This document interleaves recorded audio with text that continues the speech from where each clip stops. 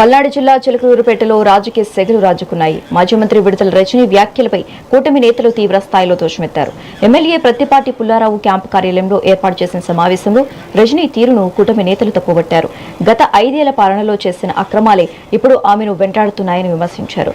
Police స్టేషన్లో సంతకం పెట్టి బయటకు వచ్చి బెదిరింపులకు దిగటం హాస్యాస్పదమని, రజనీ మాటలకు ఎవరూ భయపడే ప్రసక్తే లేదని స్పష్టం చేశారు.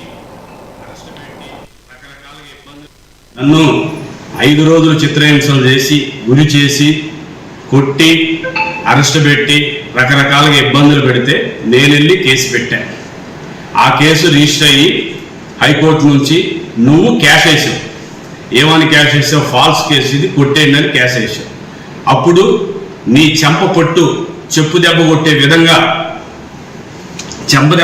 విధంగా కోర్టు తీర్పిచ్చింది. ఏమని తీర్పిచ్చింది?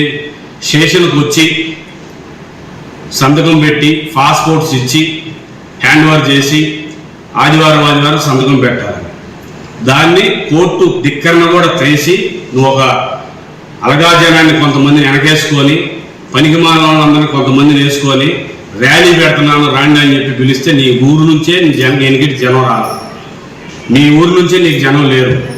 కనీసం 50 మంది కూడా లేరు. అక్కడ భోజనాలు పెట్టావు, చికెన్ పొలాలు బుకిన్ పొలాలు పెట్టినా నీ ఎన్నికటి జనం, నీ గ్రామంలో జనమే నీ ఎన్నికటి రాలా, నీ బంధువులే నీ కుటుంబ సభ్యులే నీ ఎన్నికటి రాలా. అది పక్కన పెడదాం. అక్రమ కేసులు అని చెప్పేసి అంటున్నావే. అక్రమ కేసులు ఏం పెట్టారు నీ మీద? నన్ను చిత్రహింస చేస్తే నేను పెట్టిన కేసు అది. రెండోది, వెంకటేశ్వర స్వామి గుడి కంటే లడ్డు విషయంలో లడ్డు దాంట్లో జరిగిన దానికి కేసు. ర్యాలీ పెట్టి అనుమతులు లేకుండా ర్యాలీ చేస్తే పోలీసు వాళ్ళు కట్టిన కేసు. అవి కేసులా?